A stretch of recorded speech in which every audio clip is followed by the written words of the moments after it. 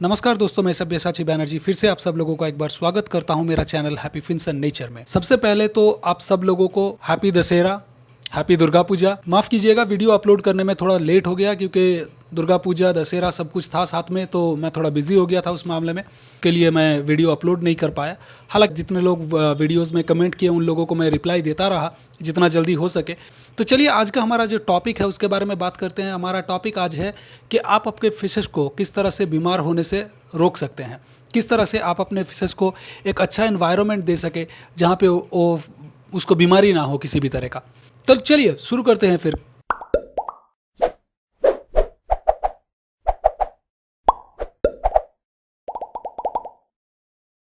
तो दोस्तों यहाँ पे हम लोग ऐसा कुछ 15 पॉइंट के बारे में बात करेंगे आज, जिसके वजह से या जो करने से आप आपका मछलियों को कोई भी बीमारी से बचा सकते हैं। तो पहला पॉइंट है कि आप आपका एक्वेरियम का वाटर पैरामीटर एकदम सही रखिए। वाटर पैरामीटर सही रखने के लिए आपको जो रेगुलर वाटर चेंजेस करना पड़ता है 25 से लेकर 30% तक, वो आपको करते जाना है। अब रेगुलर का मतलब ये नहीं कि आपको हर 2 दिन में करना है, हर 4 दिन में करना है, ऐसा कुछ नहीं। आप अगर 10 दिन में एक बार करते हैं या एक हफ्ते में एक बार करते हैं तो उसी शेड्यूल को फॉलो करते जाइए। मतलब हर हफ्ता अगर कर रहे हैं तो हर हफ्ता कीजिए। ऐसा मत कीजिए कि किसी वीक आप 10 दिन छोड़ के किए तो दूसरा वीक आप 3 दिन छोड़ के किए। ऐसा करेंगे तो आपका वाटर पैरामीटर्स में बहुत सारे वेरिएशंस आएंगे, जिसके वजह से आपके फिशेस को डिजीज़ इंट्रोड्यूस हो सकता है। दूसरा पॉइंट है कि आपका एक्वेरियम में देखिए कि वाटर मूवमेंट जो है हर जगह पे सही तरह से हो रहे हैं, क्योंकि वाटर मूवमेंट अगर नहीं होगा आपके एक्वेरियम में तो जो एरिया पे डेड स्पॉट क्रिएट हुआ है, और डेड स्पॉट पे पहले तो आपका एल्जीज आएगा और दूसरा वहाँ पे अमोनिया लेवल हाई होता रहेगा और किसी भी टाइम पे एक्स्ट्रा अमोनिया स्पाइक की वजह से आपका फिशेस का डेथ हो सकता है या किसी भी तरह का बीमारी भी आ सकता है। तीसरा पॉइंट है, एक टेस्ट किट यूज़ कीजिए। अब पता है मुझे टेस्ट किट का बात करूंगा तो थोड़ा बहुत महंगा आपको सुनाई देगा। ये मतलब हम लोग इंडियन जो भी फ़िश कीपर्स हैं हम लोग टेस्ट किट यूज़ नहीं करते हैं। बट दोस्तों अगर आप ये हॉबी में सीरियस है तो टेस्ट किट के बिना अगर आप कुछ कर रहे हैं यहाँ पे, मतलब कि आप बिना ब्रेक का गाड़ी चला रहे हैं। लेकिन बहुत सारे केसेस ऐसा रहेगा जहाँ पे आपको खुद भी पता नहीं चलेगा कि क्यों ऐसा हो रहा है।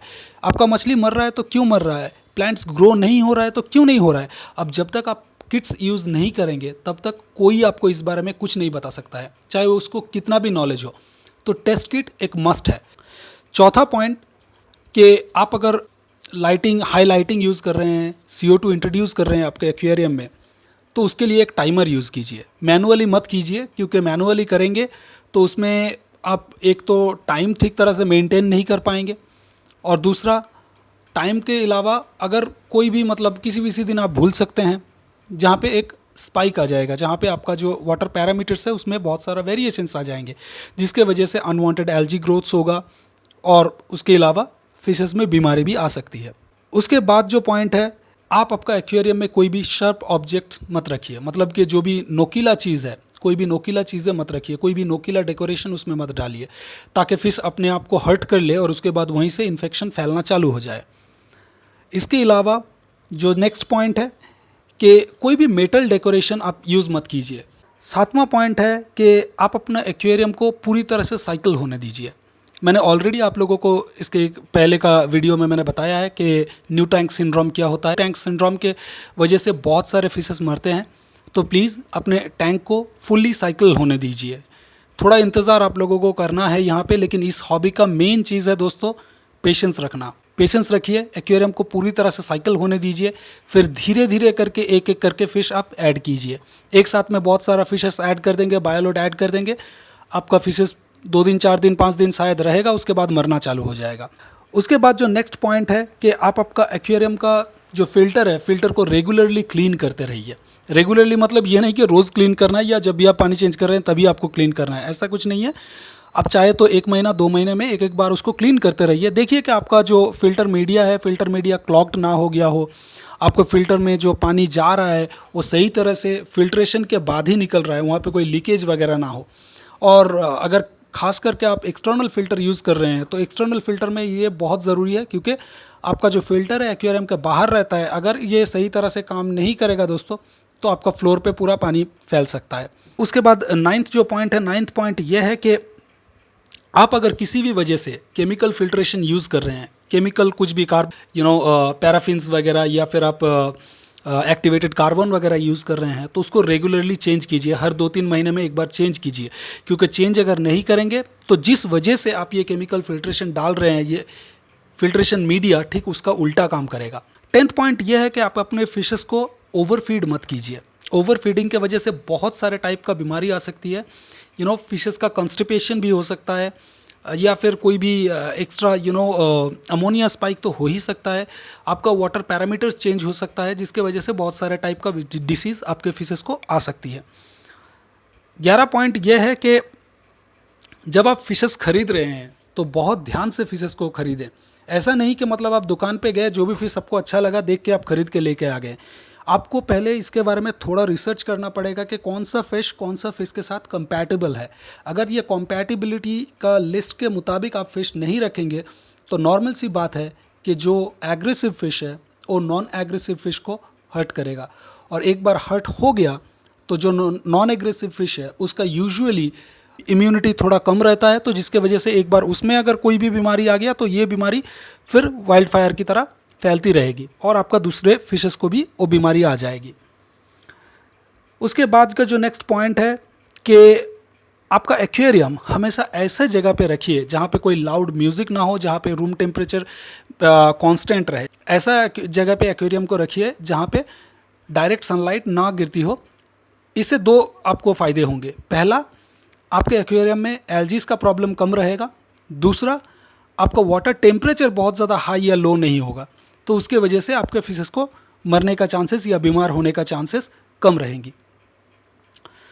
नेक्स्ट पॉइंट है कि जब भी आपको पता चले कि कोई भी फिश बीमार हुआ है, वो खाना नहीं खा रही है या फिर उसका मूवमेंट स्लो है दूसरे फिशेस के कंपैरिजन में, या फिर कोई भी वियर्ड टाइप का बिहेवियर शो कर रहा है, तो उस मामले में इमीडिएटली उसका एक्शन ले। जितना जल्दी आप एक्शन लेंगे उतना जल्दी आपका उतना चांसेस रहेगा कि आपका फिशेस को आप रिकवर कर पाएंगे। नेक्स्ट पॉइंट है कि आप हमेशा एक क्वारंटीन टैंक यूज़ कीजिए। क्वारंटीन टैंक भी कह सकते हैं या हॉस्पिटल टैंक कहिए, जो भी कहिए, आप एक दूसरा टैंक यूज़ कीजिए जिसमें आप आपके फिशेस को हमेशा एक्लिमेट करेंगे। कोई भी अगर बीमार फिश है तो उसको मेन टैंक से हटा के क्वारंटीन टैंक में रखिए, क्योंकि अगर आपका बीमार फिश मेन टैंक में रखेंगे तो जितने सारे फिश है सब में बीमारी फैल जाएगी। तो ये ना हो, इसके वजह से आपको एक क्वारंटीन टैंक रखना बहुत ज़रूरी है। अब क्वारंटीन टैंक का बात आया तो नेक्स्ट पॉइंट इसी के ऊपर है कि क्वारंटीन टैंक सिर्फ आपको फिशेस बीमार हुई है उस मामले में यूज़ नहीं करना है। अगर आप कोई भी मार्केट से नया फ़िश लेके आ रहे हैं तो उसको डायरेक्टली आप अपना क्वारंटीन टैंक में डालिए, 2 हफ्ते के लिए रखिए, उसका बिहेवियर देखिए। क्योंकि जब आप बाहर से कोई भी फ़िश लेके आ रहे हैं, आपको पता नहीं इसके अंदर कोई इंटरनल पैरासाइट या कोई भी तरह का डिसीज़ इसको है या नहीं। तो ये थे दोस्तों ऐसा 15 पॉइंट जो आप अगर करेंगे तो सही मानिए आपका फिशेस में आप डिसीज़ तो कम से कम कभी नहीं देखेंगे। क्योंकि डिसीज़ ज़्यादातर होते हैं या तो वाटर पैरामीटर के वजह से, आपका वाटर क्वालिटी सही नहीं है इसके वजह से होता है, या फिर बाहर से किसी तरह से वो इंट्रोड्यूस होते हैं। तो अगर आप ये 15 जो स्टेप्स मैंने बताए या 15 जो मैंने रूल्स बताए हैं, इसको आप अगर फॉलो करेंगे, मैं आपको गारंटी देता हूँ कि आपके फिशेस को कोई भी डिसीज़ नहीं होगा। और अगर मतलब जिसमें बीमारी है वैसा फिश आपको कहीं से मिल गया तो उसको आप कैसे ट्रीटमेंट करेंगे, जैसे मैंने पहले ही कहा, मैं इसके बारे में एक पूरा सीरीज़ बनाऊंगा वीडियो का, जिसमें आपको डिफरेंट तरह का जो भी फिश डिजीज़ होते हैं पूरा डिटेल में हम लोग उसके बारे में बात करेंगे, उसका मेडिसिन क्या है।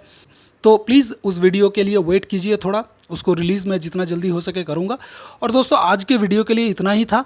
अगर वीडियोज़ आपको अच्छा लग रहे हैं तो प्लीज़ वीडियोज़ को लाइक कीजिए। अगर ये वीडियो मेरे चैनल पे पहला देख रहे हैं तो प्लीज़ मेरे चैनल को सब्सक्राइब कीजिए। और दोस्तों पीपल अवेयरनेस के बारे में मैं बार बार बात करता हूँ, तो ये अवेयरनेस अभी भी बहुत ज़रूरी है। बहुत सारे लोगों को मैं जितना दिन जा रहा है, मैं जितना देख रहा हूँ कि अवेयरनेस एकदम ही नहीं है इस हॉबी के बारे में, पर्टिकुलरली इस हॉबी के बारे में।